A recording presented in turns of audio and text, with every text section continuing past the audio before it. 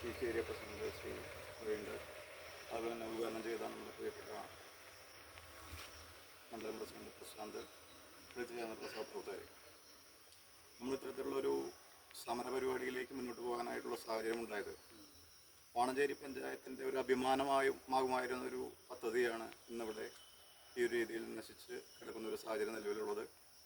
നമുക്കറിയാം, നരേന്ദ്രമോദി സർക്കാർ വളരെ കൃത്യമായ കാഴ്ചപ്പാടുകളോടുകൂടി രാജ്യത്തൊട്ടാകെ ഇത്തരത്തിലുള്ള പഴവർഗ സംസ്കരണവുമായി ബന്ധപ്പെട്ട സംവിധാനങ്ങളടക്കം വളരെ മികച്ച രീതിയിൽ നടപ്പിലാക്കിക്കൊണ്ട് മുന്നോട്ട് പോകുന്ന ഈ സമയത്ത് കേരള സർക്കാരിൻ്റെ നേതൃത്വത്തിൽ, നമുക്കറിയാം അന്നത്തെ കൃഷി വകുപ്പ് മന്ത്രിയായിരുന്ന ശ്രീ VS സുനിൽകുമാറിൻ്റെ നേതൃത്വത്തിൽ ഇത്തരത്തിലുള്ളൊരു പദ്ധതി ഇവിടെ വരുന്ന സമയത്ത് ഏകദേശം 24 കോടിയോളം രൂപ ചിലവഴിച്ചുകൊണ്ട് കെട്ടിട നിർമ്മാണവും ആവശ്യമായിട്ടുള്ള മെഷീനറികളടക്കമുള്ള സംവിധാനങ്ങൾ സ്ഥാപിച്ചെങ്കിലും ആവശ്യമായിട്ടുള്ള സേവന വ്യവസ്ഥകൾ ഒരുക്കുന്നതിന് വേണ്ടി യാതൊരുവിധ സാഹചര്യങ്ങളും പിന്നീട് ഉണ്ടായില്ല.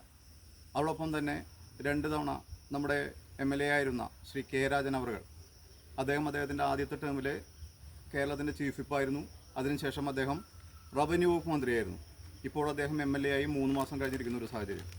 ഇത്തരത്തിൽ വളരെ കൃത്യമായ കാഴ്ചപ്പാടുകളോടുകൂടി ഈ ഒരു ബനാന ഹണി പാർക്കിൻ്റെ പ്രവർത്തനം പൂർത്തീകരിക്കുന്നതിനുള്ള എല്ലാവിധ സാഹചര്യങ്ങളും ചെയ്യാനായിട്ട് സാധിക്കുമായിരുന്ന നമ്മുടെ K രാജൻ MLA എന്ന് പറയുന്ന നമ്മുടെ നിലവിലുള്ള MLA, അദ്ദേഹം എന്ത് പ്രവർത്തനമാണ് ഈ ഒരു കാര്യവുമായി ബന്ധപ്പെട്ട് നടപ്പിലാക്കിയതെന്ന് അറിയാനായിട്ട് ഭാരതീയ ജനതാ പാർട്ടിക്ക് താല്പര്യമുണ്ട്. ഇത്തരത്തിലുള്ള പ്രവർത്തനങ്ങളുമായി മുന്നോട്ട് പോകുമ്പോൾ നമുക്കറിയാം ആവശ്യമായിട്ടുള്ളത് ഇപ്പോൾ കേന്ദ്ര സർക്കാരിൻ്റെ സ്ഥലമാണ്. ഏകദേശം കേന്ദ്ര സർക്കാരിൻ്റെ സ്ഥലം ഏറ്റെടുത്തുകൊണ്ട് ഇവിടെ പ്രാദേശികമായ ആളുകൾക്ക് ആവശ്യമായിട്ടുള്ള തൊഴിൽ നൽകും. അതുപോലെ തന്നെ നേരിട്ടല്ലാതെ ഈ പ്രദേശത്തുള്ള ആളുകൾക്ക് ആവശ്യമായിട്ടുള്ള ബിസിനസ്സിലൂടെ അതുപോലെയുള്ള മറ്റുള്ള പ്രവർത്തനങ്ങളിലൂടെ